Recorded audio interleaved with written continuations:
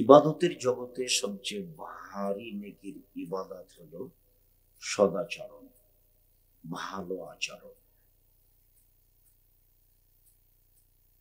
ইবাদতের জগতে সবচেয়ে দামি ইবাদত সিয়াম, রোজা। এরপরেও সিয়াম রোজার ফলাফল যত ভারী, সদাচরণ ভালো আচরণের নেকি তার চেয়ে হাজারো গুণ বেশি ভারী। ইবাদতের জগতে সবচেয়ে ভারী নেকির ইবাদত হলো ভালো আচরণ, ভালো চাল চলন। এ কথাই ঠিক যে ইবাদতের জগতে ব্যতিক্রম ইবাদত সালাত। মানুষের জীবনে সব ইবাদত নির্ভর করে সালাতের উপর, নামাজের উপর। যদি সালাত ঠিক হয় বাকি সব ইবাদত কবুল হবে, যদি সালাত ঠিক না হয় তাহলে বাকি সব ইবাদত বাতিল হবে। এ কথাই ঠিক। এরপরেও সালাতের নেকি বিচারের মাঠে, বিচারের দাঁড়ির পাল্লাই, মানুষের পাপ নেকির পাল্লাই যত ভারী, ভালো আচরণের নেকি তার চেয়ে হাজারো লাখো গুণ বেশি ভারী। ভালো আচরণ কি জিনিস? হ্যাঁ, হজ বড় ইবাদত। কবুল হলে লোকটা হয়ে যায় সেদিনের মতো যেদিন তার মা তাকে জন্ম দিয়েছে, নিষ্পাপ হয়ে যায়। এরপরেও হজের নেকি যত ভারী, ভালো চাল চলনের নেকি তার চেয়ে হাজারো গুণ বেশি ভারী। ভালো চাল চলন এইটা আবার কি? হ্যাঁ, ভালো চাল চলন আমরা নিজেরাও বুঝি। আমরা বলি যে অমুক ছেলেটা খুব ভালো, তার আচার ব্যবহার খুব ভালো। এই যে আমরা ভালো চাল চলন বুঝি। আমরা বলি যে ও খুব খারাপ, ওকে দেখতে আমার মন চায় না। একবারে মুখখান একবারে এত খারাপ যে সবসময় অশ্লীল কথা বলে। এই যে আমরা বুঝি যে খারাপ চালচলন কি জিনিস। তো ইবাদতের জগতে সবচেয়ে ভারী নেকির ইবাদত হলো ভালো চাল চলন। আগামী এর পক্ষে একটা হাদিস পেশ করি, তারপর আমরা ধারাবাহিক ভাবে ইনশাআল্লাহ আমরা বিষয়টি খুব ভালোভাবে বুঝবো, আশা করছি ইনশাআল্লাহ। আবু দারদা রাদিয়াল্লাহু তাআলা আনহু বলেন, রাসূল সাল্লাল্লাহু আলাইহি ওয়াসাল্লাম বলেছেন, ইন্না আসকালা শাইইন ফি মিদানিল মুমিন ইয়াউমাল কিয়ামা খুলুকুন হাসান। বিচারের মাঠে মুমিন পুরুষ নারীর নেকির পাল্লায় সবচেয়ে যেটা ভারী নেকি রাখা হবে সেইটা ভালো আচরণ। এ কথা মুহাম্মদ সাল্লাল্লাহু আলাইহি সাল্লাম বলেন। আপনার নেকির পাল্লাই রাখা হবে আপনার নেকি, সালাতের নেকি, হজের নেকি, দানের নেকি, কোরআন তেলাওয়াতের নেকি, আপনার নেকির পাল্লাই রাখা হবে। তো এর মধ্যে সবচেয়ে যেটা ভারী নেকির ইবাদত সেটা কি বলেন তো? সদাচরণ, ভালো চাল চলন, ভালো আচরণ। এ কথা আমি বলিনি, এ কথা মুহাম্মদ সাল্লাল্লাহু আলাইহি সাল্লাম বলেছেন। আর এই কথাগুলি হিসাব করেই আমি খুব প্রাণপণে চেষ্টা করি মানুষের কোনো কথার প্রতিবাদ না করা। ফেসবুকে যদি আমাকে কেউ ধুয়ে ছেড়ে দেয় একবারে, আমি তার নামটা নিই না। গালি দেওয়া তো বহু দূরের কথা, পেশাব করে দেওয়া তো বহু দূরের কথা, নিন্দা করা তো বহু দূরের কথা। অনেক সময় আবার কেউ গালি দিতে দিতে থেমে গেলে আমি মনে করি যে তার মনে হয় টাকা শেষ হয়ে গেছে। তা আবার আমি রিং দিয়ে বলি যে ভাইজান আর কি কিছু গালি ছিল? আপনার মনে হয় টাকা শেষ হয়ে গেছে নাকি? আমাকে বিরোধিতা করা লাগে না, পিছনে পড়া লাগে না। অল্প সময় বাঁচতে এসে কারো বদনাম গীবাত করে, ক্ষতি করে, তার নিন্দা করে, ফেসবুকে তার বিচার করে বাঁচতে আমি রাজি নই। যেমন আমি করোনার যুগে বলেছিলাম যে অল্প দিন বাঁচতে এসে মাস্ক পরে আমি ভাগ্য বাড়াতে রাজি নই। আমি মাস্ক পরে ভাগ্য বাড়াবো না। আমি খুব দৃঢ় বিশ্বাস রাখি পৃথিবী সৃষ্টির 50,000 বছর পূর্বে আমার ভাগ্যে যদি করোনা লেখা থাকে, আর আজ যদি আমি মাস্ক কেন পাথরের ভিতরে ঢুকে থাকি, তবুও করোনা আমাকে ধরবেই। এই যে এইভাবে আমি ভাগ্যকে বিশ্বাস করি, এইভাবে আল্লাহর নবী বলেছেন। আবার মনে করি যে আমার ভাগ্যে যদি করোনা লেখা না হয়ে থাকে, তো যার করোনা হয়েছে তার গায়ের সাথে আমি যদি গাও লাগিয়ে বাকি জীবন থাকি, আমাকে করোনা ধরবে না। এটা আমার বিশ্বাস। এইভাবেই আমি বিশ্বাস করি ধর্মকে, যার কারণে আমি করোনার 5 পয়সা দাম দিইনি। আমি রাসূল সাল্লাল্লাহু আলাইহি ওয়াসাল্লামের কথাটি এভাবে বলেছি, যেদিন আল্লাহ তাআলা মানুষকে সৃষ্টি করেছেন 50,000 বছর পূর্বে, কাকে কিভাবে করবেন, কাতাবা হায়াতাহা ওয়া মাউতাহা রিজকাহা মাসাইবা, লিখে দিয়েছেন তার জীবন, লিখে দিয়েছেন তার মরণ, লিখে দিয়েছেন সে কি খাবে, লিখে দিয়েছেন সে তার অসুখ বিসুখ। সেই দিন রোগ ব্যাধি লিখে দেওয়া হয়েছে, নতুন ভাবে লিখা হবে না। তবে যেটা লিখা হয়েছে সেটা কেটে দেওয়ার একটা পথ আল্লাহর নবী বলেছে, সেটা কেটে দেওয়া যায়, তার একটা পথ আছে। সেটা কি?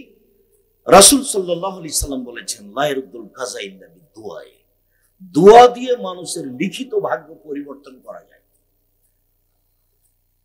খুব বেশি করে কান্নাকাটি করলে, আল্লাহর কাছে দোয়া প্রার্থনা করলে, আপনার ভাগ্যে যেটা লেখা হয়েছে মন্দ বলে, কম বলে, সেটা কেটে আপনি যেটা চাচ্ছেন সেটা আল্লাহ লিখে দেবেন।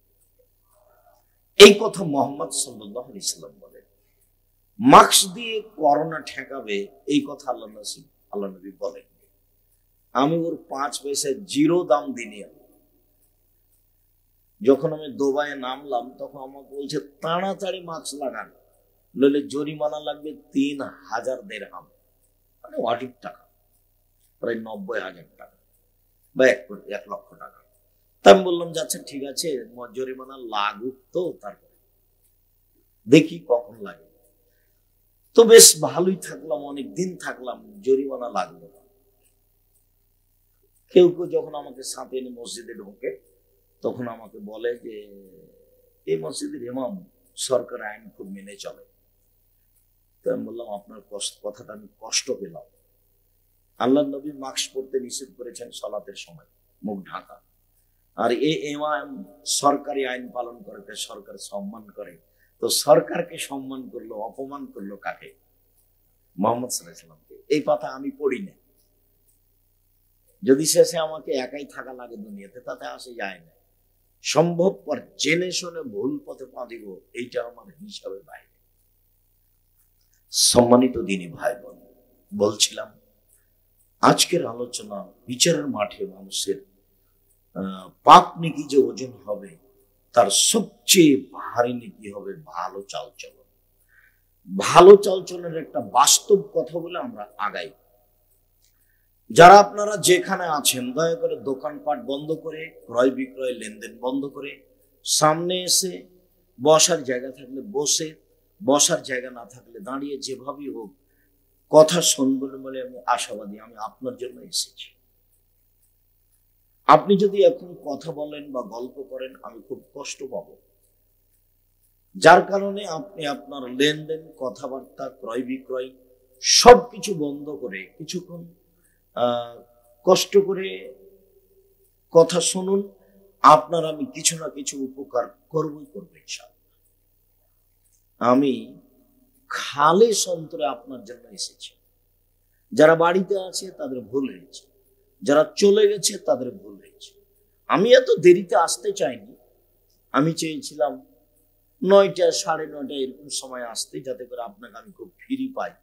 তো এসে দেখলাম অনেকজন আলোচক যেটা আমি বের হওয়ার মাঝামাঝি রাস্তায় অবগত, আগে আমার জানা ছিল না। আমি মাঝামাঝি রাস্তায় অবগত হলাম যে আরো আমরা অনেকে আছি। যা হোক, যেভাবে হোক দেরি হয়ে গেল, যেটা আমি চাইনি। তা আপনি আমার দিনী ভাই, আপনাকে আমি খুব ভালোবাসি। আপনি আমার দিনী বোন, আপনাকে আমি অন্তর থেকে ভালোবাসি। আল্লাহ যেন আপনার কল্যাণ কামনা করে, আল্লাহ যেন আপনার পথ সহজ করে দেয় বেঁচে থাকার এবং পরকালীন। এইটা আমার ঐকান্তিক কামনা মর্মে যে যেখানে আছেন নিজ নিজ কর্ম বন্ধ করে গুরুত্বপূর্ণ আলোচনা শোনার জন্য চেষ্টা করুন। আপনাকে আমি বাস্তব দেখাই। আপনি একটা অটোতে বসে আছেন, আর আমি অটোতে উঠতে গেছি। আমি উঠতেই ছেলেটা অটোটা টান দিয়েছে, তো আমি আপনার মুখের উপরে গিয়ে একবারে ধাক্কা খেয়ে পড়ে গেছি। তখন আপনি আমাকে বলছেন বসেন বসেন বসেন, কোনো সমস্যা নেই, বসেন বসেন। এইটা একটা। তখন আপনি আমাকে বলছেন চোখ নাই, কপালে চোখ নাই, হিসাব করে বসতে পারেন না, হিসাব থাকে না গাড়িতে উঠা। এইটা একটা চালচলন, এটা একটা আচরণ। কোনটা ভালো আর কোনটা খারাপ? আগেরটা ভালো, তাহলে আমরা ভালোই বুঝি।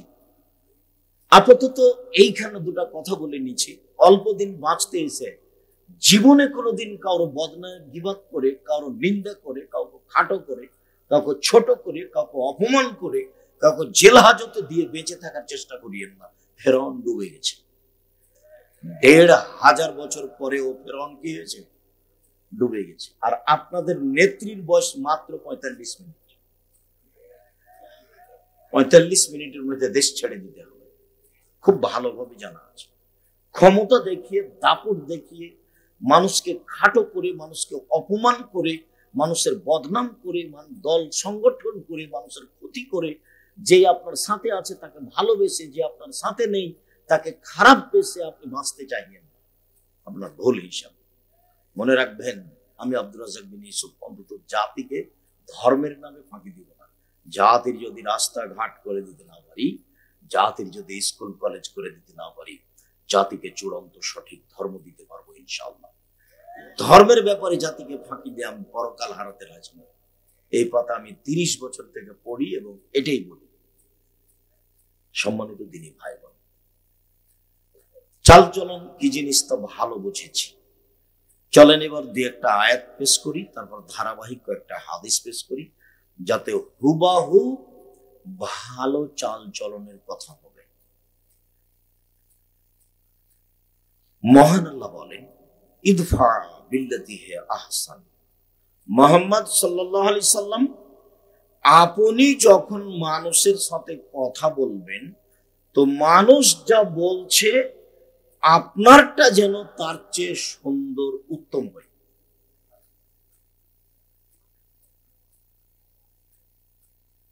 আপনি যখন মানুষের সাথে কথা বলবেন, তখন আপনার কথা যেন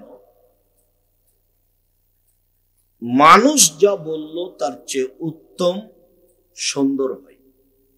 এই কথা আল্লাহ তাআলা বলেন। তার মানে এইটা আমাদেরকে আল্লাহ বললেন, পৃথিবীর মানুষ তুমি মনে রেখো, যাদের এটা জিম্মেদারিটা আছে, এটা তোমাকে লাগবে না, এটা সরিয়ে নাও না, সেটার আমার দরকার নেই। আমি বক্তব্য দিব আর এখানে কথার ক্ষতি হবে, এইটা আমি চাইনি। তোমার এই অপছন্দ কর্মকে আমি ঘৃণা করি, তুমি এটা মনে রেখো, এটা তুমি দ্রুত সরাও। আমি কথা বলছি রাসূলের কথা, আল্লাহর কথা, তোমার এটা ব্যতিক্রম কথা, তোমার এটা বুঝা আছে না, তো এই সাহস করো কি করে? অপছন্দ চালচল, অপছন্দ কর্ম, অপছন্দ নীতি। সম্মানিত দিনী ভাই বোন, রাসূল সাল্লাল্লাহু আলাইহি সাল্লামকে আল্লাহ বলছেন, ইদফা বিল্লাতি হে আহসান। মুহাম্মদ সাল্লাল্লাহু আলাইহি সাল্লাম, আপনি যখন মানুষের সাথে কথা বলবেন, তখন আপনার কথা যেন মানুষ যা বলেছে তার চেয়ে সুন্দর, উত্তম হয়। এটা আল্লাহর আদেশ। আমি আর আপনি এখন থেকে মানুষ যদি আমাকে কেউ গালি দেয়, বদনাম করে, তো আমারটা কি পাল্টা সেটা বললে হবে? সেটা বললে হবে না। বক্তব্যের সাথে মুনাফিকি করবেন না। শুনতে এসেছেন, ভালো কথা। মানুষ হিসেবে অন্তত মানার চেষ্টা করবেন যে কোনো মূল্যে। একদিন বয়স দেখেছিলাম 40, দেখি এখন 60, তারপর দেখবার নেই। তার মানে অল্প দিন বাঁচতে এসেছে।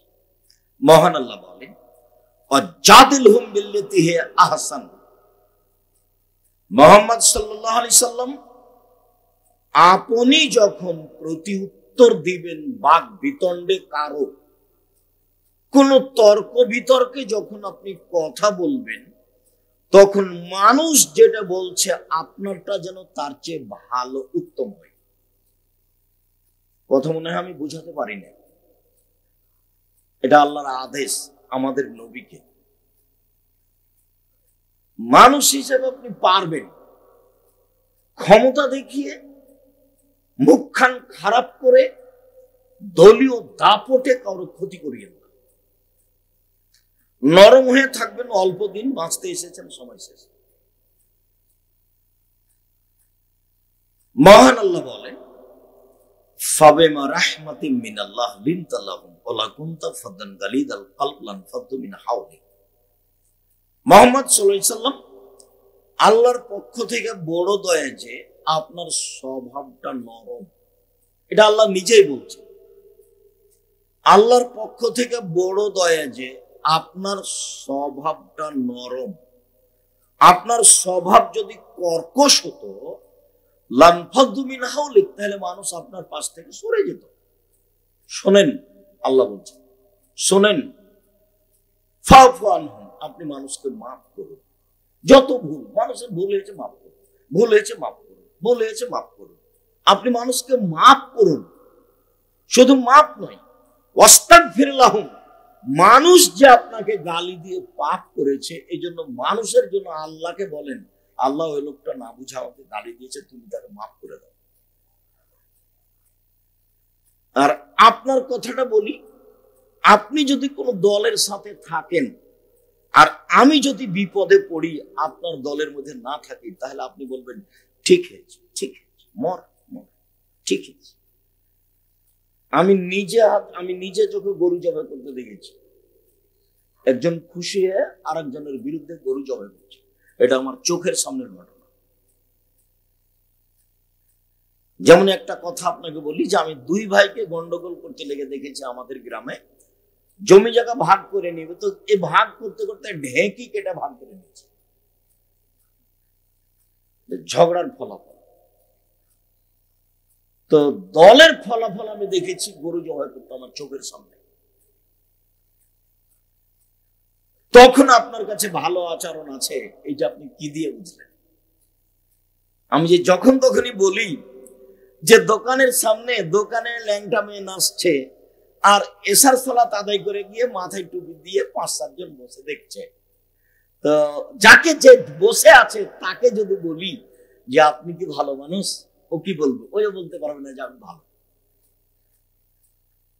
ও বলতে পারবে না। ল্যাংটা মেয়ে নাচে, ও এখানে বসে আছে, কেমনে বলতে পারে আমি ভালো?